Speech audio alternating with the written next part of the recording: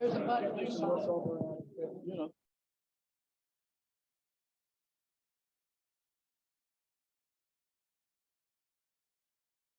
It's working now.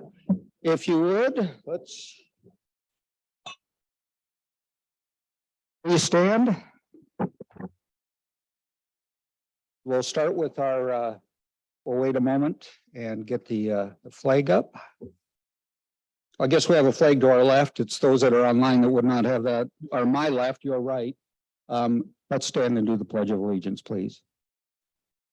I pledge allegiance to the flag of the United States of America and to the republic for which it stands, one nation, under God, indivisible, with liberty and justice for all.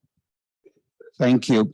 We're not aware of anybody that's been recognized as needing a special recognition for help or health. If there's anyone on the floor that might know of anyone. We do know that there's millions in need in Puerto Rico and Florida and along the eastern seaboard. So let's bring those to our thoughts as we remember those in need and who have lost loved ones and have suffered so significantly. Take a moment.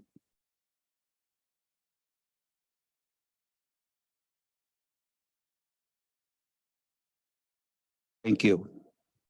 You may be seated. We have several guests to recognize today, and I'll have each of the individuals who brought them introduce. And with us, we have Rich Johansson as a guest. Hold it, Rich. We're going to have you. We're going to make sure we can hear you. Yeah, this is my wife Janice, and so she was kind enough to come today. Thank you. Thank you, Janice. And we know she's real special because we know Rich. And Mr. Converse, Matt, you have a special guest to introduce. I have with me today Kara Warmy. Kara is a candidate for Story County Supervisor, lives in Ames with her husband Brian and daughters Skylar and Emma. It's on.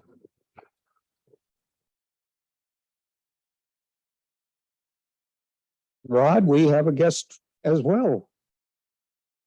My guest today is my wife, Sandy. Welcome, Sandy. And Lynn Carey has a guest. And I'm pleased to introduce another week, Christy Mayo, the Executive Director of Raising Readers in Story County. She keeps coming back. That's a good sign. Thank you, Christy. Thank you, Lynn. And with that, we now have our dynamic duo to help us greet our guests. We welcome our guests. Please join along.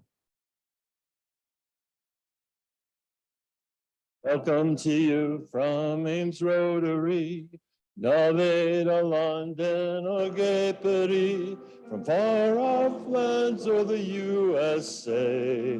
We're glad that you are here today. Come back again whenever you're near. Join us and then we'll make it clear. Around the world you will always be welcome at Rotary. Thank you, John. Thank you, Louie. Much appreciated. Look at this, first meeting of the month, and we have several birthdays to recognize for October. So if you're here for your birthday, if you would please stand, we would like to honor you with a quick serenade. Those of you that are here. Happy birthday to you.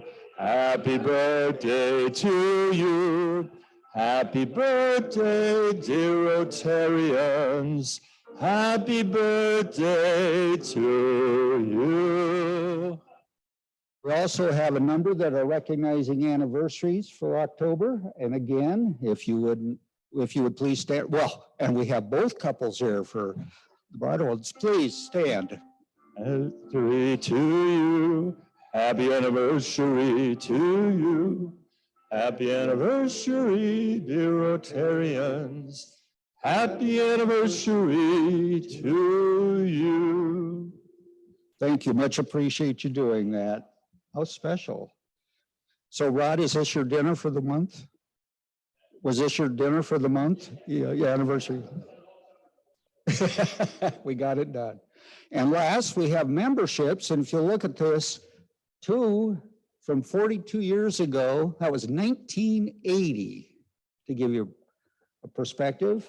And Judge, you're the one from 1 year ago. So thank you. And we appreciate that. Thank you for your diligence and hanging with us for that length of time. It's much appreciated and very special, obviously. Few quick items I just wanted to share, and I'm not going to do it because I forgot it. Oh, I do have it. I tend to share a little about this day, October 3rd in history. In 1990, after 40 years of division, the East and West Germany are united as one nation. In 1955, this one will captivate you, Captain Kangaroo, the Mickey Mouse Club, and the Dick Van Dyke Show all debuted on the same day. And 1951, a shot is heard around the world when New York Giants outfielder Bobby Thompson hits a home run in the bottom of the ninth inning, beating the Brooklyn Dodgers to win the National League pennant.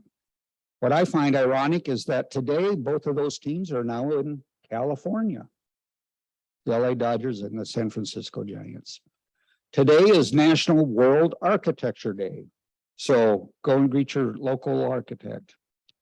Today is National Child Health Day, National Consignment Day. So share gently used clothing and you can put them on to a better use. And real special, and it's really with Dr. Wintersteen being here, today is National Techie Day. And this day is set aside to encourage students to consider a career in technology, an ever-growing sector, particularly in manufacturing and the automotive industry, electric cars, and most significantly, the healthcare industry. So just to give you a little tidbit about what's going on in our world. And one other thing today, in history, Dr. Wendy Wintersteen is speaking to the local Rotary Club of Ames. And with that, we now have that opportunity to share with us our honored guest. Come and visit with us and share what's on your heart, Wendy. Dr. Wintersteen.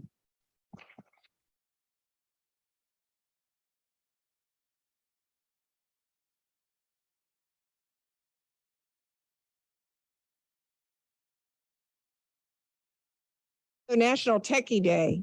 That's a great day. At Iowa State University, almost 60% of our students are in one of the STEM fields. So science, technology, engineering, and math. So that fits us pretty well, National Techie Day. Just the other day, I was talking to Dr. Matt Darr, who's in our Ag and Biosystems Engineering department.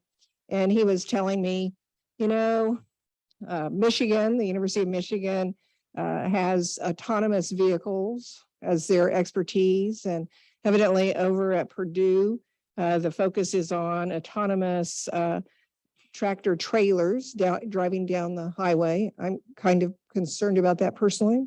And he goes, but Iowa State is the autonomous ag equipment capital of the world. That's right. So it fits us very well. So thank you for bringing that up. So it's an exciting start to the semester. You all noticed that we brought the Cy-Hawk Trophy home. That was a big day. That deserves another round of applause. It was a year ago that I came over and gave an update to Ames Rotary and showed you a lot of great slides of campus, statistics about our excellence in many, many different ways that it's measured, but really thought that we should do something different today and maybe could have a conversation instead of just a slideshow you really are a different group, right? You all live here or you live nearby. And I'd much rather have a discussion than to show you some pretty slides about campus. And I assume all of you come over to campus. Don't you occasionally come over? Do you ever take a walk on campus? How many of you have actually walked into the Student Innovation Center? Can you? Oh, excellent. Thank you. So you know what campus looks like. I don't have to give you an update on that. So let's have a discussion and talk about what's going on. I'm going to give you some points to get us started, and you can interrupt at any time and raise your hand and say you'd rather talk about something else. So I'm going to start with an experience that I had on campus, and that was I was walking from the Student Innovation Center back to Beardshire Hall, and I'm pretty recognizable because I always wear red. People recognize my hair. Most of our students think it's gray, but it's really not. And so I have to keep correcting them on that. And so I'm walking across campus, and all of a sudden I realized there's a young man walking right alongside me. And I looked over, and to my surprise, it was Ethan, who's one of the students in the President's Leadership class. And I think most of you know that President Jiski started the President's Leadership class. So around 30 freshman students meet at the Knoll every week throughout the academic year. And it's truly an extraordinary experience, I think, for the president and the president's spouse. These 30 students, all freshmen, give us a insight, give us a window into the freshman experience at Iowa State, which is invaluable. The class is selected to represent the demographics of Iowa State. How many students are in engineering is reflected, how many students are in the class, how many in ag, College of Human Sciences, and so forth. We look at race, gender, resident, non-resident. So we really try to reflect what the campus looks like. Anyway, so Ethan and I are walking along, and he goes, you know, I listened to what you had to say last week in class. I thought, there's the win, right? And he goes, you told us that we should go up and talk to the professor in one of our classes, a professor that we liked, a class that we were really enjoying, and introduce ourselves and see how we could get to know that faculty member better. And he goes, so I did that. He goes, I walked down to the front of the room and I introduced myself to the professor. And Ethan turned and stopped on the sidewalk, and he turned and looked at me and he said, and the professor offered me a job. He goes, Ethan said, I didn't know what to do. And he goes, but in the end, we decided, you know, this kid's a freshman, right? He goes, in the end, we decided that I would start working for him next semester. And I think it was in software engineering. But just the fact that he did that, I thought was just so typical of many of our students who get to know the faculty, and the faculty truly are their mentors through their time here at Iowa State. And so I told that story to my husband. At the next class period, my husband told Ethan that he had to tell the class about that. And Ethan wasn't very happy about that. And I told Robert, what are you doing? You're outing me on this conversation. And but so we're sitting there, and then without any further prodding, at the good of the order that we have at the start of every class period, Ethan raised his hand and he said, I want to tell everybody about my experience. I did what the president said. I walked down to the front of the classroom, and now I have a job in my area for next semester. So I just love that. That's Iowa State. That's how I want you to think about Iowa State University and how we care about our students and what the opportunity is here.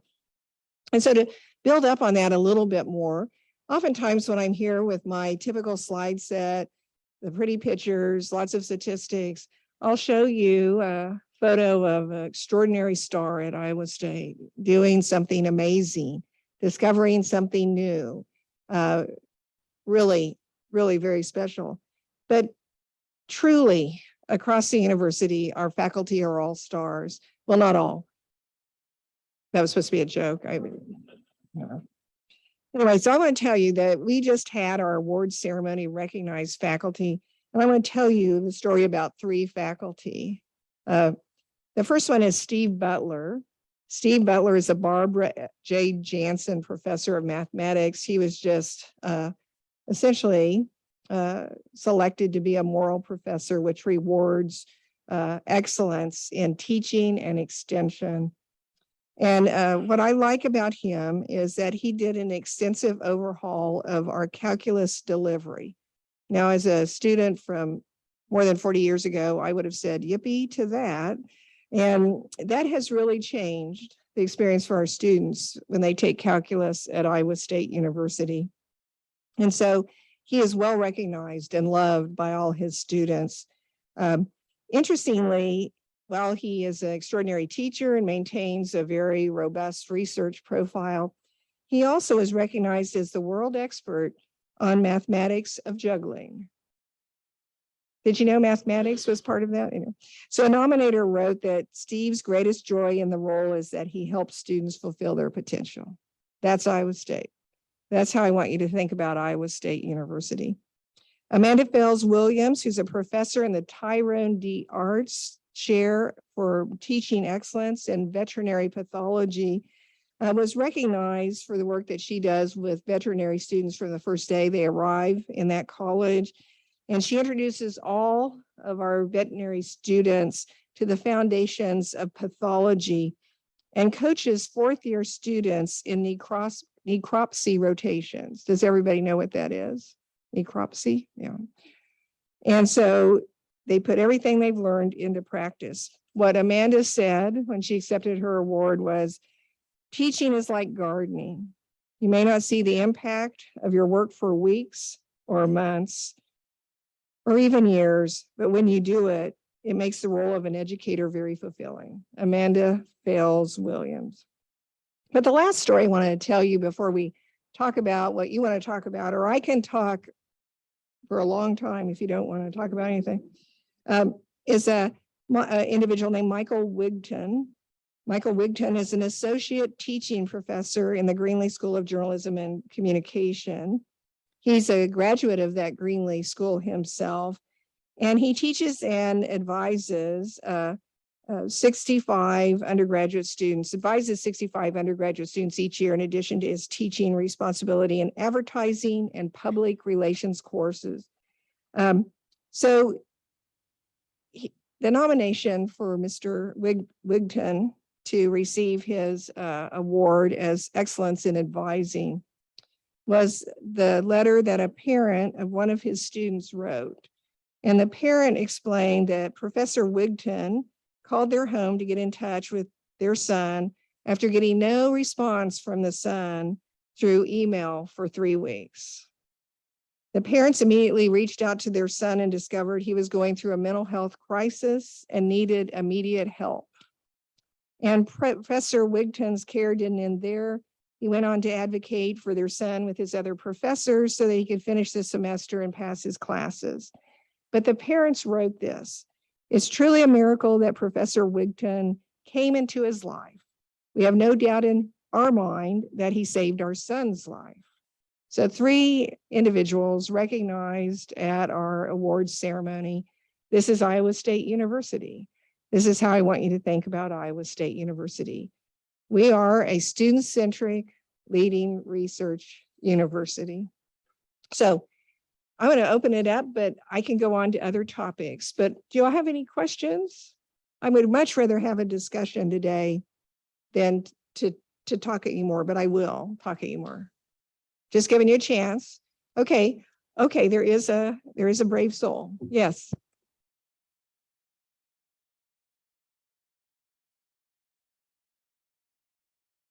I know you've talked about raising international student enrollment, and there's been some programs. I don't know if they're continual programs or these were one-year programs where students could enroll at Iowa State in their home country and maybe take courses online. The other option being where they may enroll at a participating university in their home country, take courses, and then those would transfer into Iowa State. Are you still doing that? Yes. So you may be aware that during what I'm going to call the trade war, our international student enrollment dropped dramatically. So we probably dropped almost 40%. You can imagine a lot of those students were from China. When you think about where majority, what's the largest cohort of students from any one country? It'd be from India now, not China. So international enrollment's important to us. It's important because it gives all of our students from the United States and other countries, right, the opportunity to engage and understand and learn about other cultures.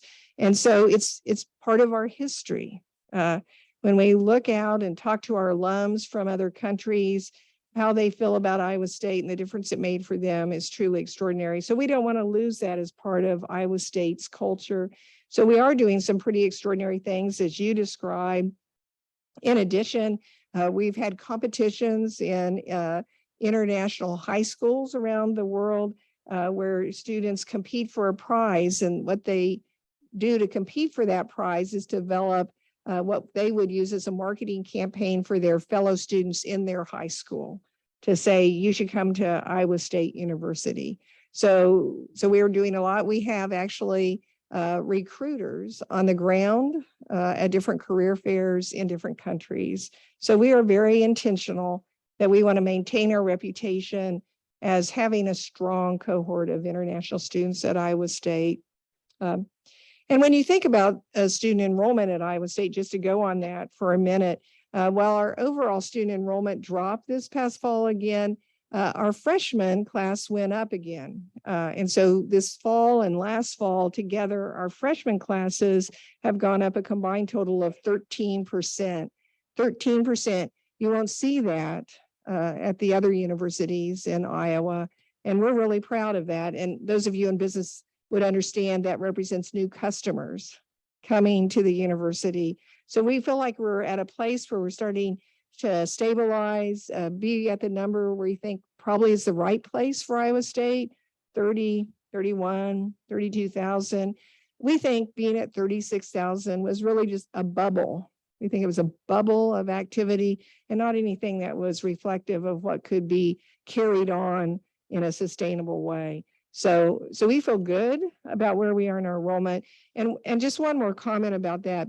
In the last 4 years, including this past May, we've graduated our 4 largest classes from Iowa State ever graduated in our history. And in May graduated, I think it was 5,052 students.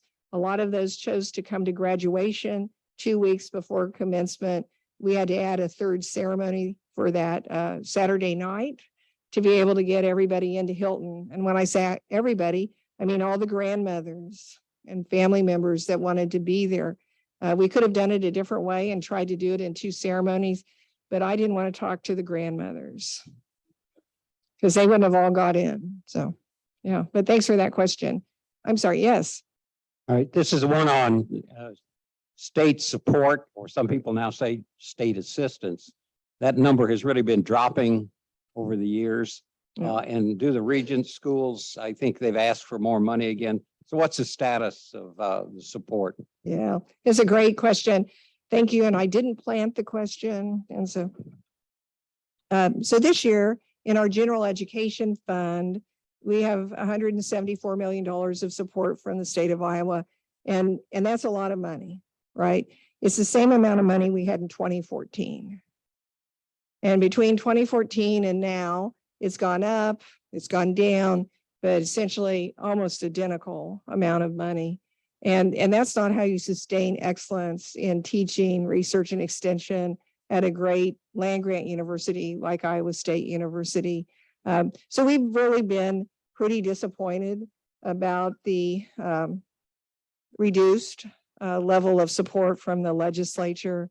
And that's been difficult for us, as you can imagine, as we are dealing with inflation, as we're dealing with trying to retain in this very competitive market, really excellent faculty and staff. And when I say the dollars were the same in 2014, I'm not accounting for any kind of inflationary difference at all. So the Board of Regents have submitted a budget proposal to the governor. She will consider that, and we'll hear, sometime in December, early January, what she's thinking about our budget proposal. The Board of Regents allowed us to ask for an additional $12 million. A new tact approach is being taken this time to say, instead of our usual requests for operations or student financial aid, we've tied it to some very specific priorities to try to be able to talk about need in a better way. But it's problematic. And I just want to do some comparisons with you. If I could find my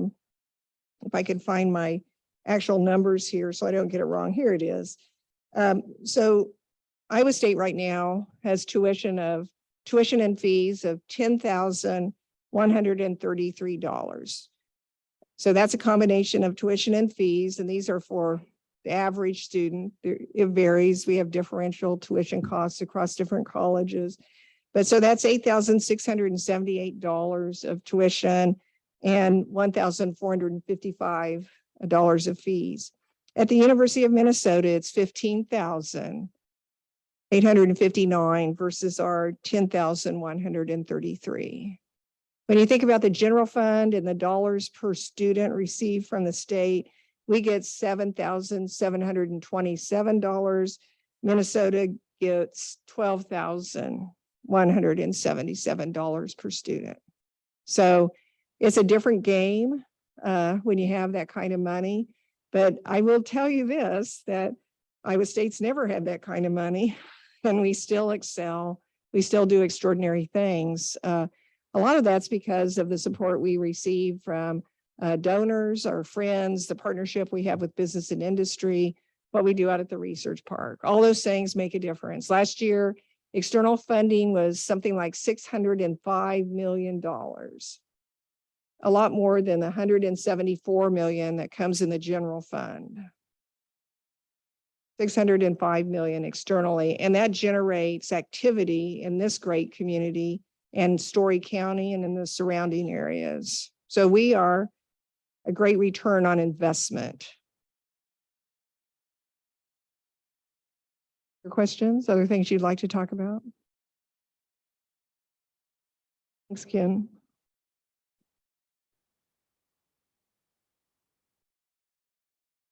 It's been mentioned about the student cliff, enrollment cliff. Could you share a little more about what the forecast is on that? Sure.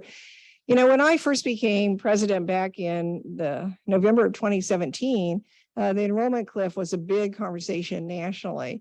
Not everybody believed in it, but it was a significant conversation. We certainly knew that because of the Great Recession, there were fewer babies born to the families who normally send their children to college. You know, but really what's happening is just a demographic shift. Other families are being able to send their children to college. So when we project out at Iowa State University quite a ways, we see a pretty stable line. We don't see a big drop occurring. We see a pretty stable line. And right now, about 55% of our students are in-state, 45% out of state and international.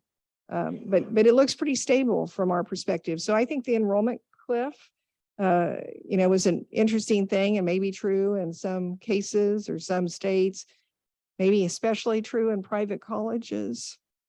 But we don't think it's going to be a factor at Iowa State. Enrollment matters. And as we talked about just a moment ago, enrollment, we do a lot of things internationally to encourage students to come to Iowa State for the opportunity that's here. And we do that all around the United States as well, because enrollment makes the difference. Without enrollment, we won't be here. We won't be doing extraordinary research and extension programs. So, yeah. 10 or 12 years ago, my wife visited Ball State University in Indiana, and they were in the middle of taking their entire campus off fossil fuels. They had geothermal heat pump wells being drilled all over the place. It looked like an army of gophers that attacked the campus. Is the goal of taking Iowa State off of fossil fuels something that is you kick around? Do you have any thoughts on whether you're going to head in that direction or not? I think that's a direction everybody is talking about. To move to geothermal for a campus of our size with the number of buildings we have would be an exorbitant cost that nobody, I don't think, would support. Certainly not at the Board of Regents, certainly not in the state. But we talk about it on a regular basis. I think you're aware that we are moving completely off of coal to natural gas. That's a big step forward. It doesn't answer the mill, but it is a step forward, and one that should be recognized for the accomplishment that we've made there. We have ongoing conversations with major energy suppliers about what the opportunity is. The other day I toured Verbio, which is the new energy plant, I'm going to call it, up there by Lincoln Way Energy. They're making natural or biogas, so they're not taking it out of the ground, they're making it out of cellulose products that they buy from farmers. So we're talking to companies thinking about what are the options for us to move more quickly. We view natural gas as an intermediate step. So we'll see how far we get and how quickly we can get there. We participate in putting our numbers into a national group that evaluates how sustainable our campus is. Warren Madden could tell you about it more than I can. He started that, I think. And so we get very good rankings for what we do on all sorts of things relative to energy, but we're not there yet. So I work for ChildServe here in Ames, and we utilize a lot of Iowa State students for our part-time and per diem positions. During the pandemic, we saw applications go way down and have seen that start to slowly climb up, but it just hasn't returned. Just wondering if you're having similar issues with on-campus positions with your students, or if you have any insight on that. I think we're all having a problem with workforce. And typically in any given year, we have more than 6,000 student employees on campus, more than 6,000. And we still have more than 6,000 student employees on campus, but they aren't working the kind of hours they used to work. And in some cases, that's probably good. In other cases, we're saying work is good. It gives you, I mean, seriously, if you can have a schedule where you're having to think, I'm going to go to work, I'm going to go to class, I'm going to study, I'm going to have some fun.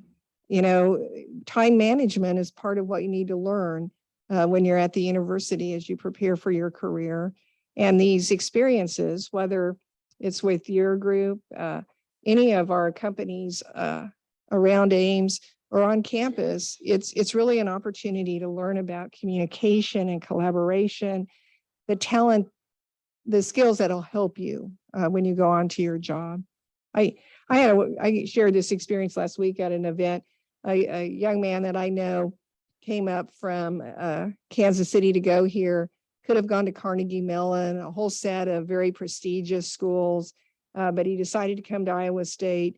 And when he got here and he was a freshman, he told me he was so impressed, and Iowa State was the jewel of the Midwest. So that's going to be our new tagline, jewel of the Midwest. But now he's like, he's got to be a junior. He told me when he graduates, he will have had 4 years of work experience with John Deere, because he works with them at their innovation center at the research park. And he doesn't believe he would have had that opportunity at the other universities that he had applied to. And he's just pleased as punch that, he's working for him full-time in the summer, part-time during the school year. But that's the message I think we need to keep saying to our students, that this is how you get great work experiences. I talked to a student who was in our dining service, and she would always help us at the Knoll with events. And one night, the College of Engineering was having their industrial advisory council over for dinner, and she met a guy from Boeing, and he offered her a job. So now we're advertising our dining positions. It's an issue. Okay, this is not a plant. It's an actual question from the chat. Would you talk about current and future support for CY Stevens and the performing arts? I don't know. That looks like a plant to me.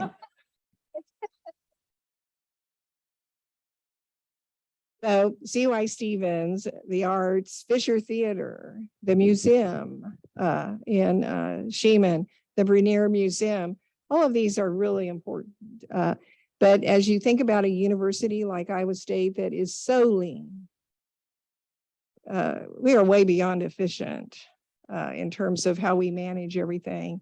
It becomes almost impossible for us to be able to take money away from a renovation that absolutely has to be done in a classroom, in a lab, faculty salaries, and you apply that to Sheeman, to Stevens, to Fisher.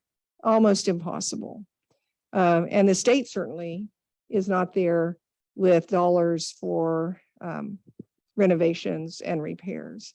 And so thus the vision really of Jamie Pollard that we come forward with a business plan that says we will produce a line of profit that we can use to apply to Fisher, to CY Stevens, to Fisher, so that we can do upgrades and that it can be an ongoing thing.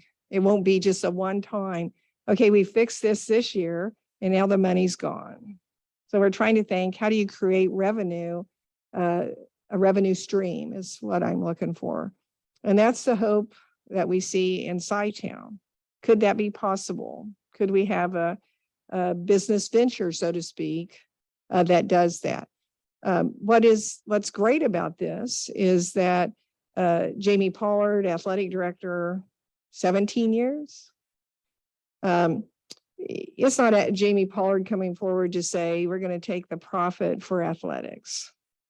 So Jamie is wanting to build a partnership with Sci-Town between athletics, the arts, Iowa State Center, the Ames community is critically important in making this happen. It won't happen without the Ames community thinking that this is a good idea.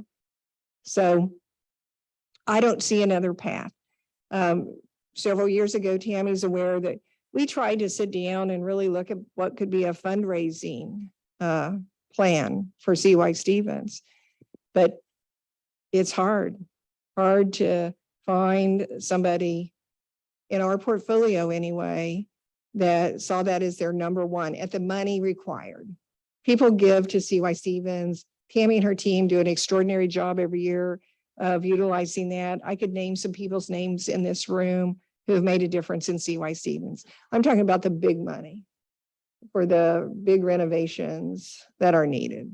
That's what we couldn't see in the fundraising analysis that we did. But a follow-up question to that, is there a follow-up to that? I know that's not you, Tammy. Anything else on CY Stevens? Here we go.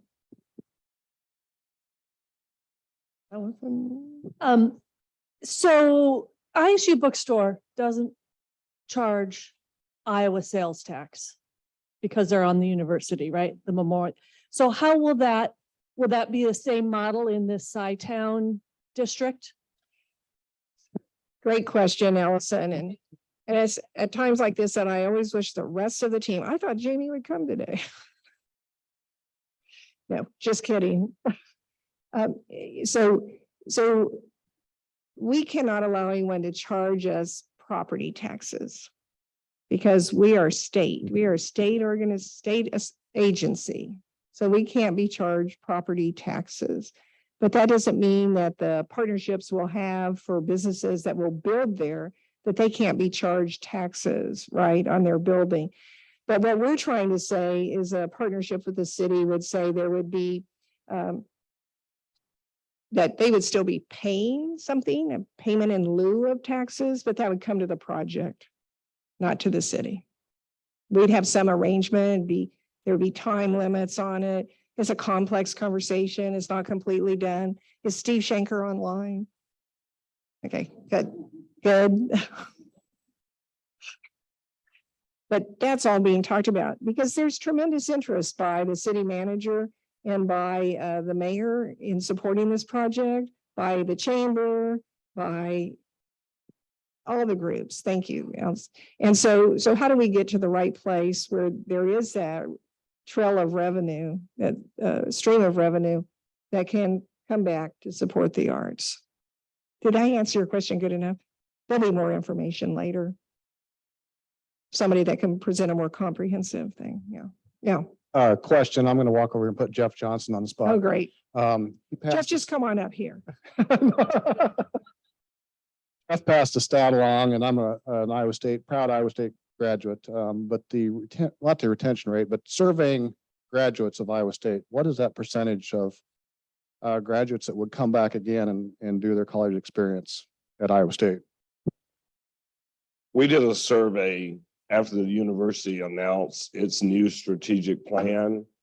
And we wanted to really find out in the marketplace how our graduates rated their experience now that they've been out of the university.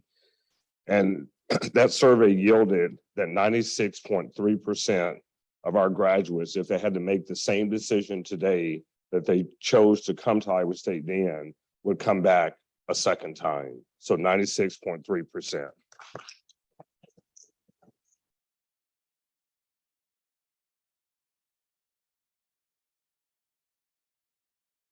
Isn't this fun? Isn't this better than looking at pretty pictures when you can actually walk in the building? Getting world-class faculty here is a challenge and certainly mission critical. What are the challenges you face, and what as a community could we do to help you recruit and keep people here? So I think we do a pretty good job of hiring extraordinary faculty. They come here, they see that we are a collaborative place. I remember years ago when I was the dean of the College of Ag and Life Sciences, and a good friend of mine, Jay Ackridge, was the dean of agriculture at Purdue. And Jay would say, I don't understand how you built such a collaborative environment at Iowa State. He goes, I can barely get people to come together across disciplines and do the collaboration that you're doing. I'm sure that's changed at Purdue by now, but I remember that so clearly. So we have this history of collaboration within disciplines and across disciplines. And I think faculty truly love that. They see that as the opportunity to do something special, something unique. So I think that's good. So we get them here, but then they excel. And then Purdue calls them up. And Purdue calls them up and says, come on over, and it's really stunning what Purdue or Cornell or Wisconsin will show up with. They don't do a search. It's not a search, where you advertise a position. They just walk in to some of our extraordinary faculty who are doing extraordinary research. We're a research farm university. And they walk in and they say, come on over to Purdue. We can give you more space, more money, more salary.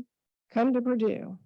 And that's where, it becomes difficult for us as we try to retain them. But again, back when I was dean, I was trying to retain an individual, and I got a lot of help in doing that. Cornell had come with $1 million to take away a professor. And so we offered him the same package financially, but Cornell was his alma mater and he went anyway. And so it's the retention. It's not getting them hired. It's keeping them. And we keep the vast majority. And just, I started with these stories about 3 professors that do great work, but their great work begins in the classroom. Because I want you to know that matters at Iowa State. And we have great researchers that Purdue's trying to hire that also are extraordinary in the classroom. We have some researchers we don't want to ever have in the classroom. We have some extraordinary people in the classroom that will never be strong in research, right? We have a portfolio of talent, and we want to lift up individuals according to what is their skill set. What do they bring to the university for our students and for the university community? No. So we have a set of peers, and But it's really an interesting thing. The Board of Regents just asked us to reevaluate. They asked us, the University of Iowa and UNI, to reevaluate who our peers are. And we're going to do that. So we'll be reevaluating that and thinking about who are our peers. Right now, we list a lot of peers that we would consider aspirational, that we wouldn't match up with them in terms, I say we bring in $605 million of external funding. Almost 300 million is research. Some of our aspirational peers, they'll bring in 800 million of research. And remember the conversation from last spring. So many of these individual universities, they're so tied to medicine. And just a reminder, so that I believe in medicine because as I get older, I need more of it.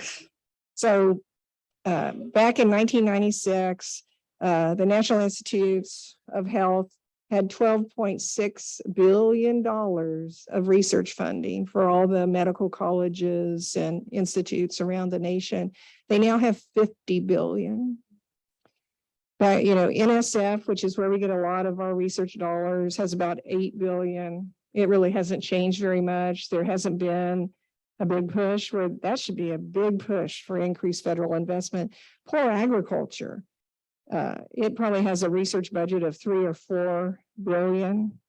You think about food security as national security, and we're not even investing in it on a federal research agenda side. So when you're not on the gravy train to get money out of the National Institutes of Health, and we certainly get some from the National Institutes of Health, but we don't compete like Illinois, Wisconsin, Minnesota, Cornell, Davis. We don't compete like them. I'm naming the peers I remember from agriculture. So, but anyway, so we'll have a different set of peers in response to what the Board of Regents is asking, I believe. We'll work with the Faculty Senate, have big conversations about that. Is that an okay to answer? Okay. Don't you love that? He said my answer was the right one. That you are increasingly so reliant on research dollars. How then do you keep the balance with the disciplines that don't have research coming in, the LAS colleges, kinds of things, whatnot, and to keep still a balanced university, but knowing that engineering does bring in research dollars and say history doesn't, I assume. Well, I'd say history brings in some research dollars, and the real problem, and I don't think it's a problem. Let me start over. The real issue is that you think about liberal arts and sciences, reimagining liberal arts and sciences. Liberal arts and sciences is being reimagined because higher education has changed. Our students come to Iowa State University with 20 hours in history, political science, English. They aren't taking that here. And so that's an efficiency that's come to higher education. And that means LAS is changing fundamentally because there isn't the student demand for the courses. So it's really not so much about research as it is about the portfolio of higher education and how students are taking AP courses while they're in high school. Now, we can have, I won't participate in the discussion, but you can have a discussion about that. Is that good or bad? But that brings an efficiency to higher education that's going to change the College of Liberal Arts and Sciences, and it already is. So I don't think it's about research.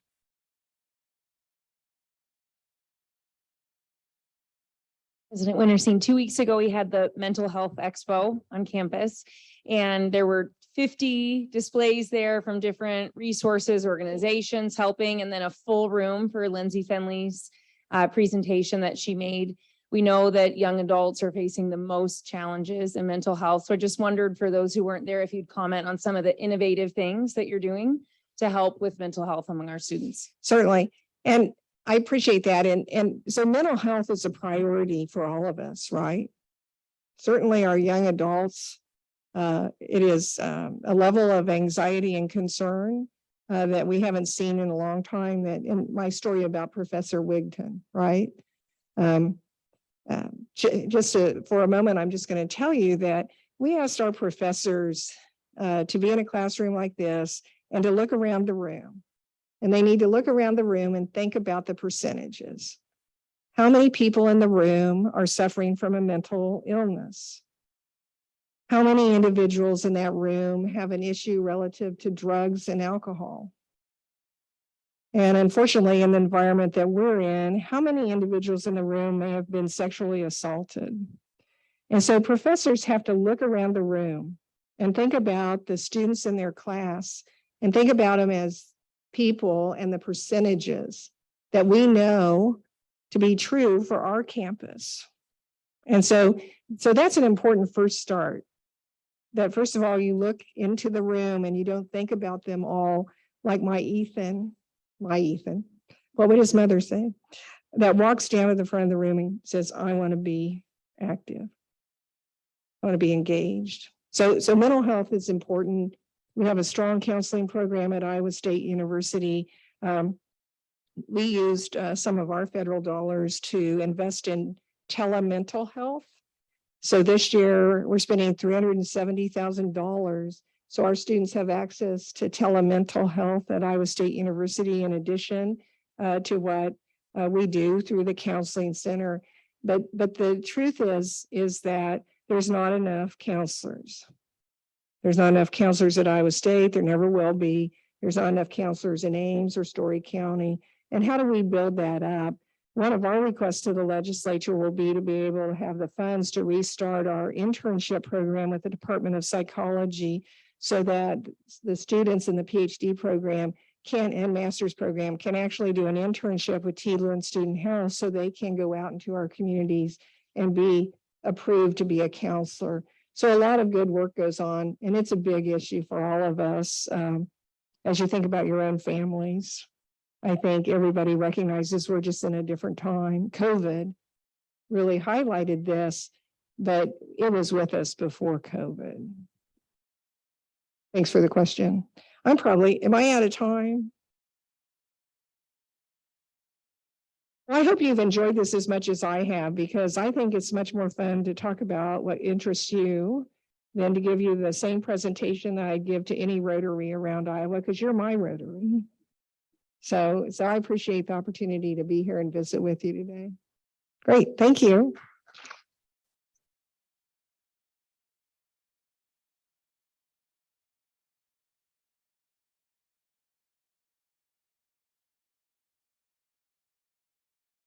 To help further your education, Wendy, we've got Who's Playing on the Farm. Well, in your honor, we will contribute it to a two-year-old at the baby checkup for raising readers. So we'll get your autograph on that in a moment. And always thank you for that. I was just reading, now you got to remember this is in the context of the times, but yeah. Phone. Grab a quote here. If a man empties his purse into his head, no man can take away from him. An investment in knowledge always pays the best interest. Ben Franklin. So thank you for your investment in this community. We want to thank our, next week, guest speaker will be Ryan Haar from the DNR. And I think, online. So please tune in for that next week. We want to make sure we recognize our guests today. Thank you for coming, Janice. We're glad to have you with us. Happy anniversary to our distinguished couple here. We thank you for being there. Carol, we thank you for joining us. Thank you, Matt, for the invitation there. And Lynn, Christy, thank you for being with. I've got to find the table. Thank you for joining with us again. Take the opportunity to welcome and thank and show them a Rotary welcome when you see these people. With that, no more news. Let's all stand and do the four-way test. The things we think, say, and do. Is it the truth? Is it fair to all concerned? Will it build good? Will it be beneficial to all concerned? Somewhere I have a. Thank you.